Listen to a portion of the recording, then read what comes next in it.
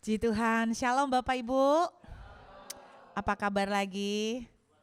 Semua tetap semangat. Beberapa wajah saudara kok tegang ya? Tadi saya tersentuh sekali dengan lagu pujian yang dipilih ya. Bahwa kita ini benar-benar orang yang berjalan di dalam keajaiban. Saya berdoa hari ini sampai besok, besok lusa, setiap hari kita berjalan dalam mujizat. Amin. Coba toleh sebelahnya, wajahmu wajah penuh mujizat.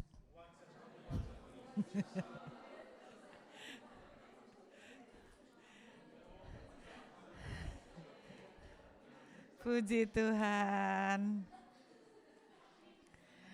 Saya mau ajak Bapak Ibu kalau bawa Alkitab, saya mau mengajak kita membaca satu cerita di Perjanjian Lama dalam 1 Samuel pasal yang ke-30.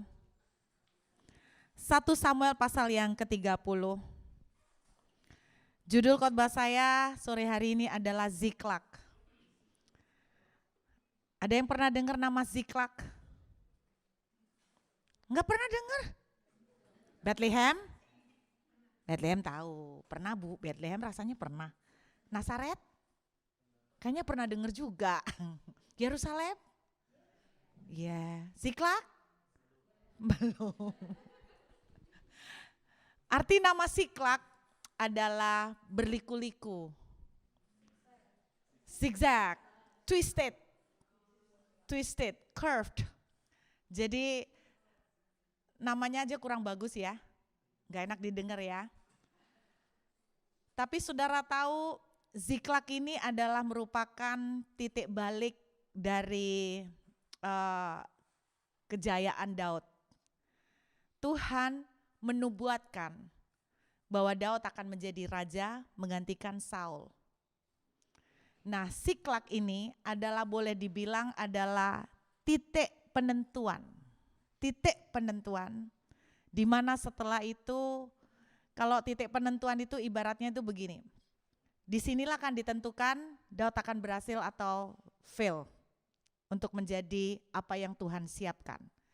Jadi Ziklag ini adalah titik krusial dalam kehidupan seorang yang namanya David. Dan somehow beberapa waktu yang lalu saya merasakan kuat bahwa hari-hari ini banyak anak-anak Tuhan sedang dibawa Tuhan ke Ziklag. Kehidupan yang berliku-liku, yang berkelok-kelok, yang tidak enak, yang zigzag, yang twisted, yang curve. Semua pengen jalan yang lurus, yang mulus, yang lancar. Mari kita lihat apa yang terjadi di Ziklag, Bapak Ibu. Ayat 1 sampai dengan ayat yang ke-6. Kalau Bapak Ibu tidak keberatan, cuma 6 ayat, saya mengajak kita bergantian antara pria dan wanita. Ayat 1 pria dulu, ayat 2 perempuan-perempuan. Wah, sudah dimulai dengan kata perempuan. Bisa Bapak Ibu bawa Alkitab? Kok saya tidak melihat bahwa Ibu buka Alkitab? Oh, layar. Oke, layar suci. Oke, enggak apa-apa deh. Ayat 1 para pria, 1, 2, 3.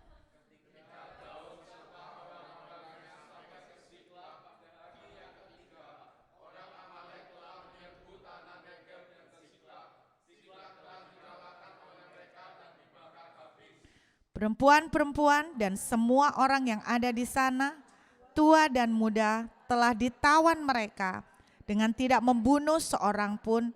Mereka menggiring sekaliannya, kemudian meneruskan perjalanannya. Ayat 3.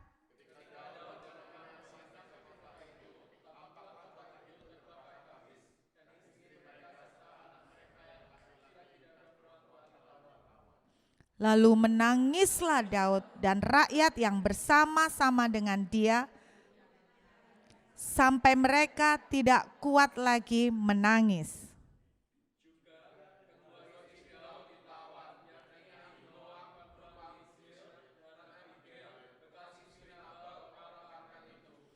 Dan Daud sangat terjepit karena rakyat mengatakan hendak melempari dia dengan batu.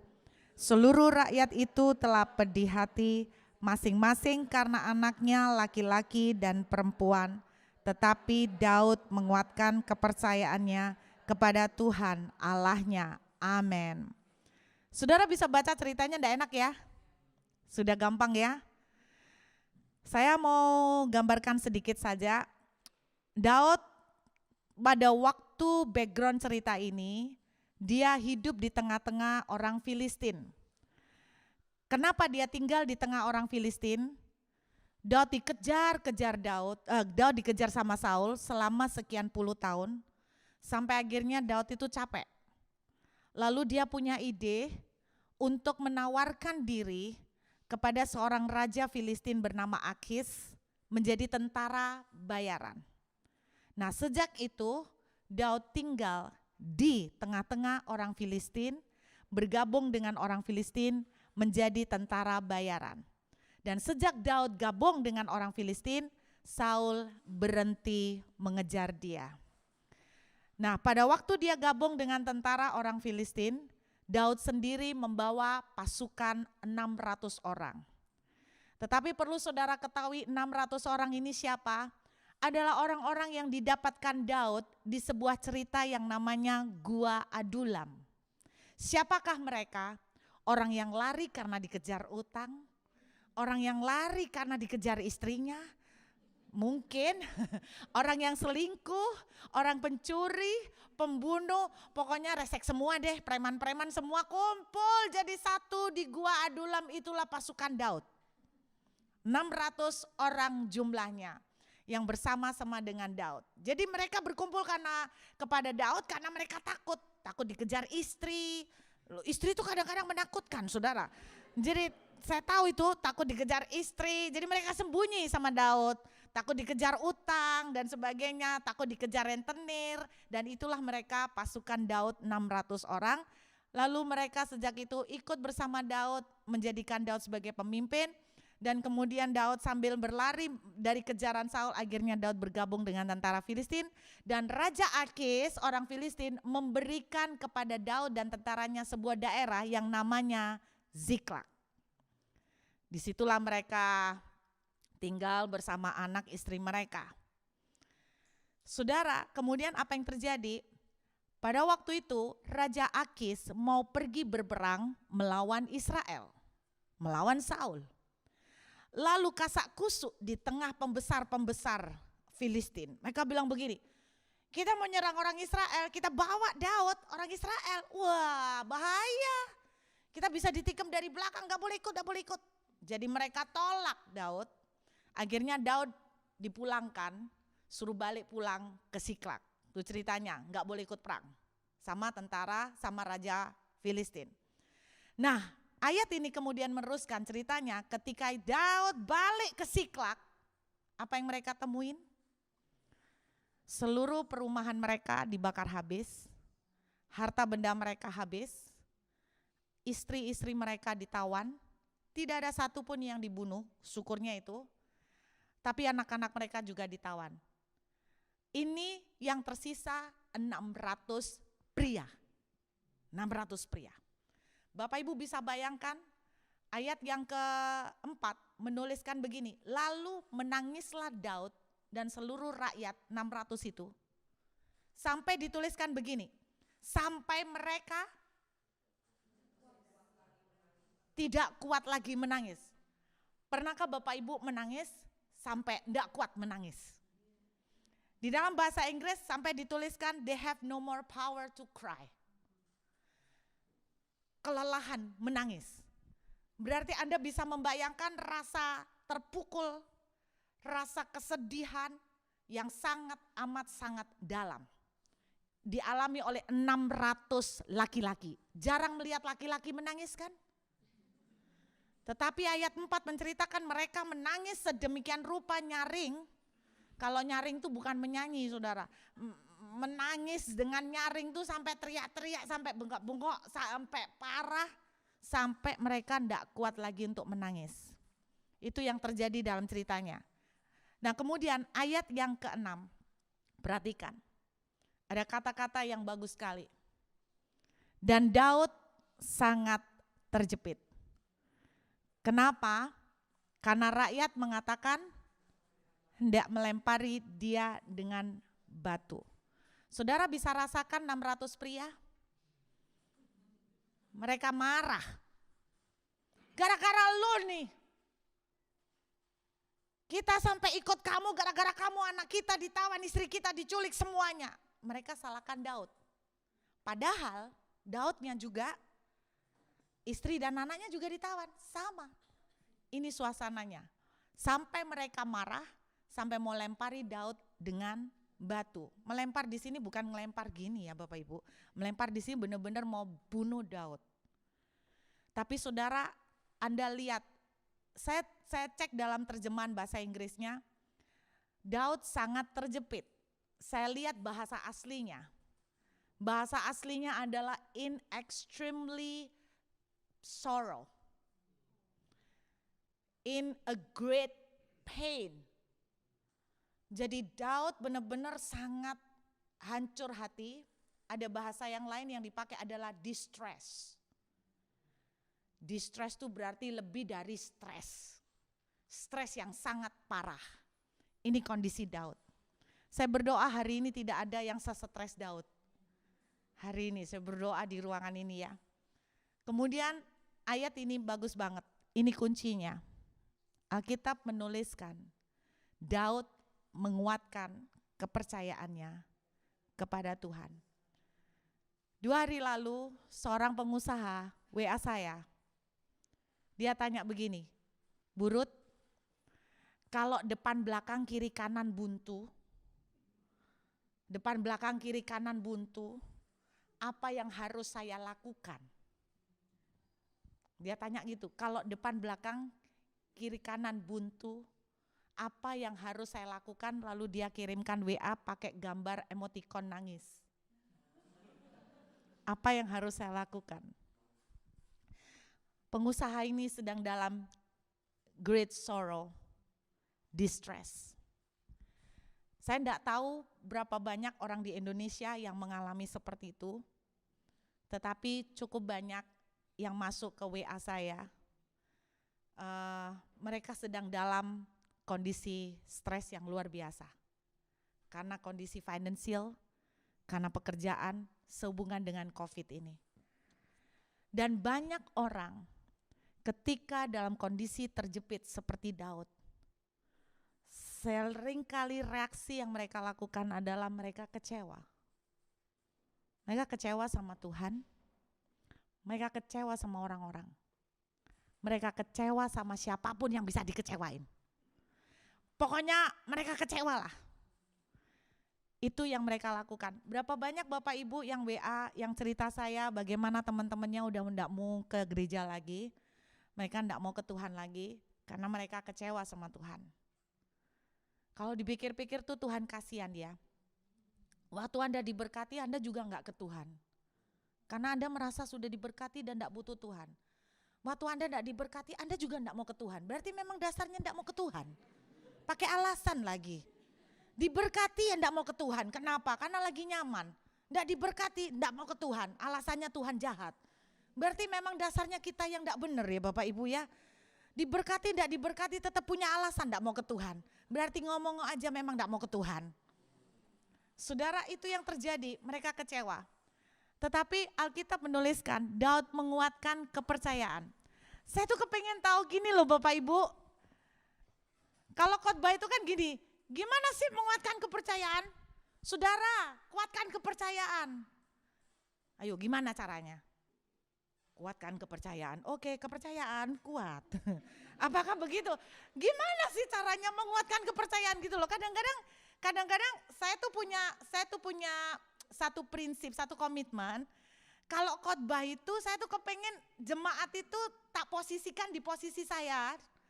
Ketika mendengar pendeta berkhotbah, kadang-kadang saya tuh enggak nangkep apa yang harus saya lakukan gitu loh. Contoh. Kalau konseling nih, kalau konseling curhat. Apa yang harus saya lakukan? Kebanyakan jawabannya pendeta gini, berdoa. Ya gue tahu kalau gitu gue udah konseling. Gue ini konseling karena butuh aplikatif. Gitu ya, bener gak? Tapi selalu jawabannya, berdoa, tidak ada yang mustahil bagi Tuhan. I know every day I hear that song. Tidak ada yang mustahil bagi Tuhan. Tuhan mampu buka jalan, I know. Tapi maksudnya cara aplikatif apa yang harus saya lakukan gitu loh. Nah waktu saya mikirin gini, Daud menguatkan kepercayaannya ke Tuhan. Itu gimana caranya? Pakai nge-gym atau teriak atau gimana gitu loh. Saya nggak bisa dapat gambaran yang realistis gitu loh. Kata menguatkan kepercayaan tuh buat saya terkesan teoritis. Aplikatifnya tuh gimana? Nah, saya tuh cuman bayangin gini Bapak Ibu. Saya mulai bayangin. Ternyata waktu saya cari tahu bahasa aslinya nih ya, menguatkan kepercayaan. Ternyata salah satu pengertiannya itu menjerit, menangis, berteriak, mengencourage diri sendiri untuk tetap membangkitkan kembali rasa percaya ke Tuhan. Nah lo gimana itu caranya? Nah itu gini, kira-kira gini. Habis Daud diancam nih, kalau saya jadi Daud, saya akan bilang begini, lu pikir cuma istri lu yang diculik? Gue juga. Enak aja lu main lempar-lempar. Lu mau lempar gue lempar siapa? Kan gitu kalau aku jadi Daud. Karena aku yang gak terima. Lu ndak ingat ya? Kalian ini, lu kan membernya ISTI. Tahu ISTI?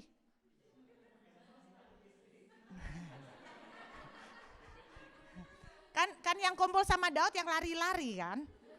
Lari dari istri.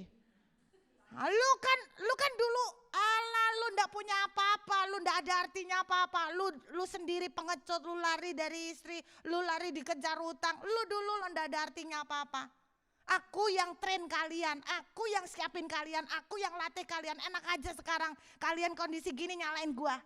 Itu kalau saya. Kalau saya jadi Daud, makanya saya nggak jadi raja. Karena ndak cocok. Dan Daud untungnya ndak kayak gitu, Saudara.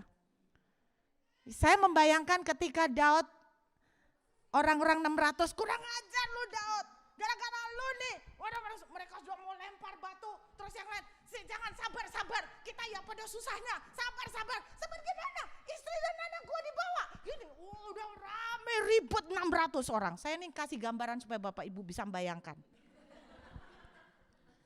Terus kemudian Anda tahu, saya cuma bayangkan Daud itu cuma diem, kayak orang bodoh, hatinya hancur. Dia enggak tahu mau bikin apa. Tapi setelah itu Daud still normal man. Saya bayangkan dia masuk ke kemahnya. Apa yang dia lakukan? Kayak di film-film. Cowok. Banting sana, banting sini.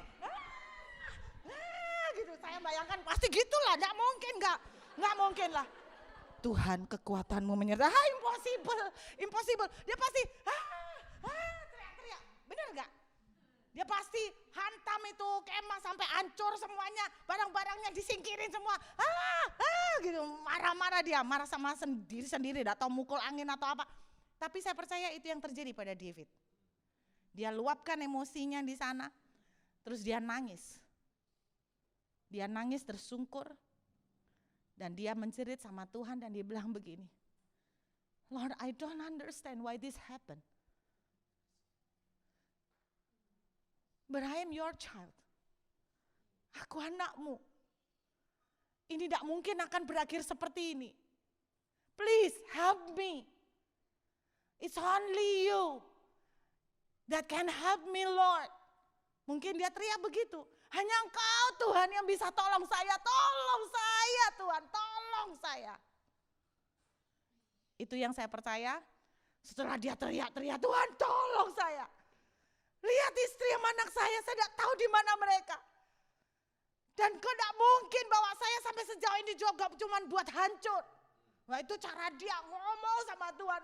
Tolong Tuhan, saya tidak tahu apa yang harus saya lakukan. Teriak-teriak dia berteriak sama Tuhan. Habis teriak-teriak, capek kan? Capek. Biasanya kalau teriak-teriak Tuhan tidak bakalan ngomong. Kenapa? Anda kalau ngomong sama orang teriak didengerin enggak? Enggak kan? Jadi Tuhan biarin dia teriak sampai capek. Setelah dia nangis sampai capek, tiba-tiba Tuhan bicara. Nah, bangkit.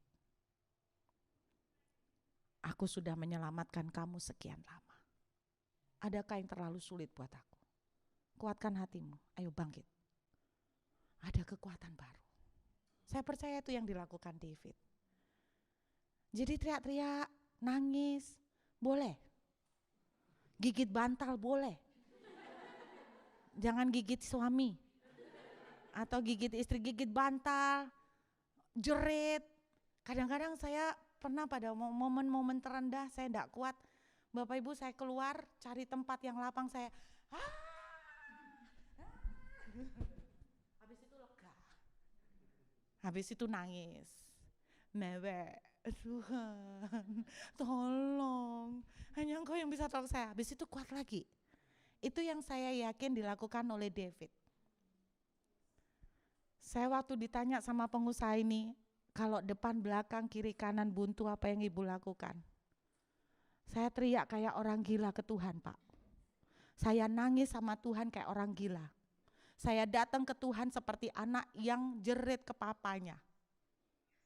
Saya tidak bisa mendeskripsikan di WA. Tetapi itu yang saya lakukan exactly like David. Dan Alkitab menceritakan, Tuhan kemudian memberikan jalan buat dia. Kejar mereka, aku akan menyerahkan mereka ke tanganmu. Setelah Daud itu mengencourage, Anda tahu mengencourage? Saya enggak tahu, saudara pernah enggak berusaha mengencourage orang yang lagi putus asa? Saya enggak tahu cara Bapak Ibu. Kadang-kadang cara saya gini, ayo toh semangat, bangun, bangkit. Ada orang putus pacar, mau bunuh diri, kamu nangisin dia lo lagi makan capcay goreng, enak-enak, kamu nangis, dia gak peduli, ayo bangkit, lu pikir cowok cuman dia, banyak. Oh itu cara saya, kalau mengencourage, kadang-kadang rada gemas, geragasan, ayo bangkit dong, jangan lemah gini, kamu pikir enggak banyak, nah stok banyak, gampang. Aduh, model kayak begitu lu tangisin, rugi, lihatan sekarang dia lagi kamu menangis, ngapain, gila kali ya, itu caranya kan. Itu yang mungkin dilakukan Daud ngomong sama dirinya sendiri, iya ya gua gila ya, ngapain gua nangis-nangis, bangkit, semangat, gua ini loh seorang pemimpin, bisa memimpin 600 orang, masa gua kalah ngalahkan orang Amalek, kan gitu, bangkit. Dia mengencourage. Dan Alkitab menceritakan, Daud mulai berangkat. Kalau dipikir-pikir nggak masuk akal, ngejar kemana? Karena mereka enggak tahu. Tapi ketika Daud setelah menguatkan kepercayaannya, bangkitkan semangatnya lagi. Enggak menyerah, enggak kecewa. Di tengah perjalanan bisa ketemu orang yang lagi tergeletak. Ternyata orang ini adalah seorang pemuda Mesir yang merupakan pelayan dari orang Amalek. Dia sakit lalu ditinggalkan di tengah jalan. Nah, Daud tolong. Karena ditolong, akhirnya dia balas budi. Dikasih tahulah tempatnya orang Amalek. Alkitab menceritakan di ayat selanjutnya, Daud berhasil mengambil kembali seluruh jarahannya, tidak ada satupun yang hilang. Bahkan dia mendapatkan bonus plus jarahannya adalah milik orang-orang Amalek. Anda lihat, ketika kita melihat bahwa kita sedang terjepit, COVID membuat banyak planning saudara dan saya gagal. COVID membuat banyak planning saya berantakan. COVID membuat banyak rencana orang-orang juga berubah. Tapi Bapak Ibu dengar, mungkin kita sedang terjepit di berbagai arah. Tetapi jangan sekali-kali kecewa. Kenapa? Karena ketika saudara kecewa, bayangkan kalau saudara kayak Daud, saudara kecewa, jengkel sama 600 orang. Kalau ini saya bayangkan saya kecewa sama 600 orang, ini yang akan saya lakukan. Kurang ajar, mau pikir cuma istrimu tok yang diculik. Daud kecewa, dikasih hati, ngeragah nggak karu-karuan semua. Daripada gini, aku tinggalin. Daud pergi, berjuang sendiri, kejar orang Amalek. Bisa nggak? Mungkin bisa, karena Daud pejuang hebat. Mungkin bisa. Tetapi nasib Daud berhenti sampai di sana. Kenapa saya bilang berhenti sampai di sana? Bapak Ibu dengar. Setelah Daud berhasil mengalahkan orang Amalek, 2 minggu kemudian cerita kemenangan Daud tentang orang Amalek atas orang Amalek terdengar di kalangan orang Yehuda. Orang Yehuda baru kehilangan Raja Saul. Cerita keberhasilan Daud mengalahkan orang Amalek terdengar sampai ke telinga mereka. Dalam 2 Samuel pasal yang kelima, mereka berduyun-duyun datang mengangkat Daud menjadi raja. Hanya jeda 2 minggu. Seandainya Daud kecewa, Daud akan kehilangan rencana Tuhan yang besar. Kekecewaan akan menggagalkan destiny Tuhan dalam hidup saudara dan saya. Saudara dengarkan baik-baik. Seandainya 600 orang ini marah terus, kecewa terus, ngambek nih ceritanya. Nggak mau lagi dipimpin sama Daud. Saya juga yakin mereka tidak akan bisa mencapai destiny yang Tuhan siapkan buat mereka. Saudara kecewa boleh sebentar tok. Tapi bangkitlah kembali. Kalau saudara membiarkan rasa kecewa berlanjut, saudara akan kehilangan rencana Tuhan yang besar. Saudara dengar, Siklak kelihatannya adalah penurunan.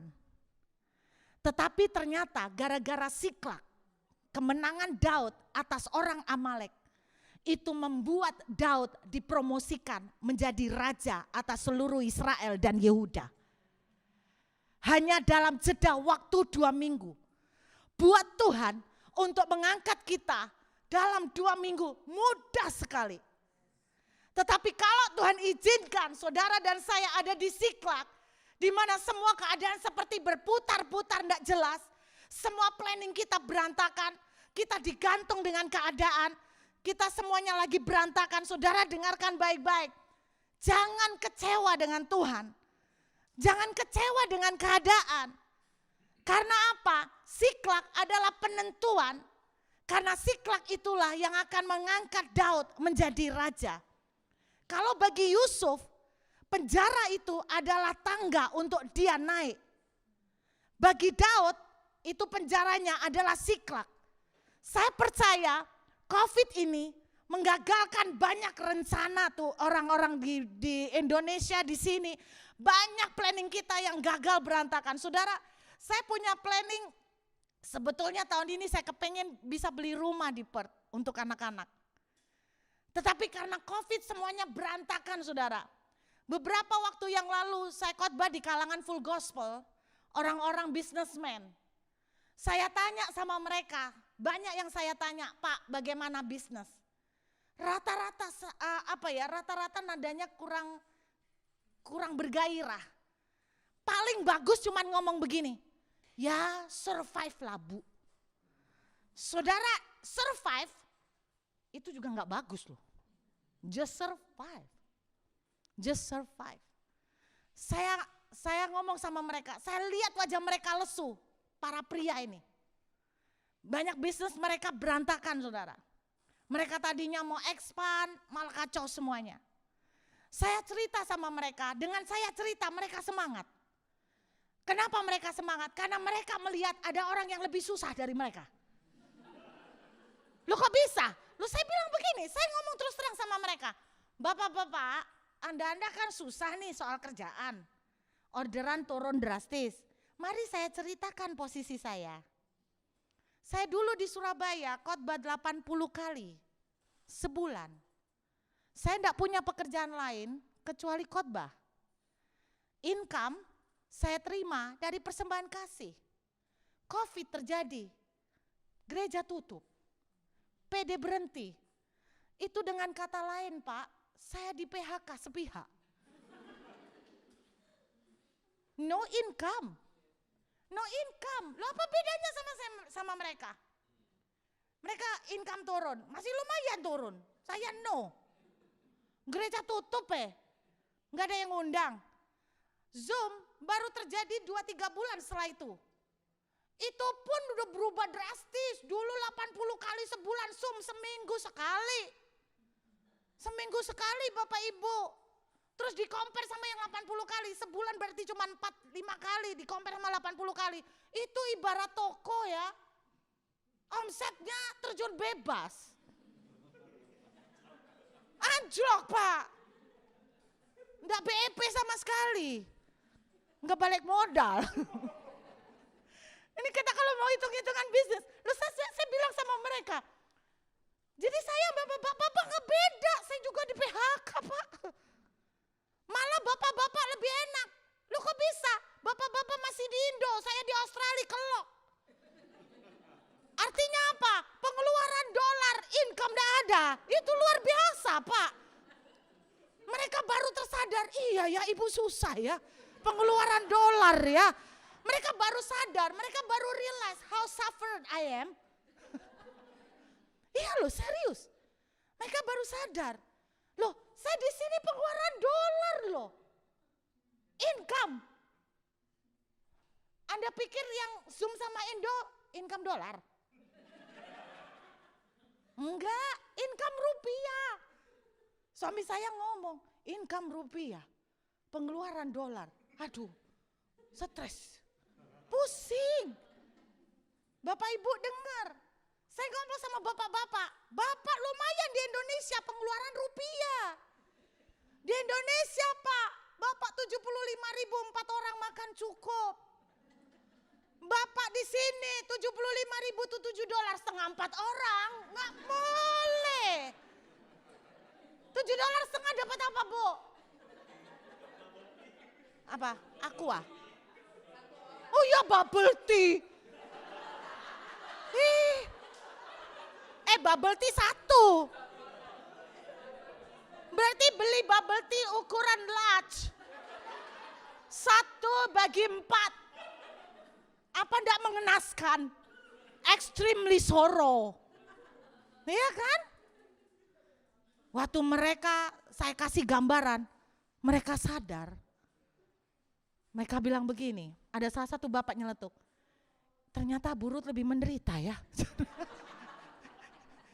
Makanya, Bapak jangan merasa paling susah.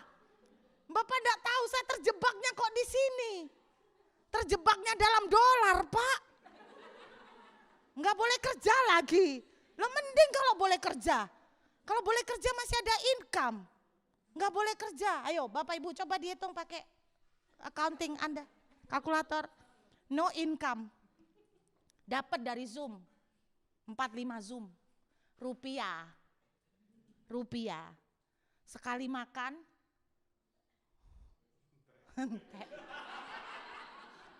Malu aku. Larang ya. Selain itu aku gak iso masak Ibu. Iya gak iso masak.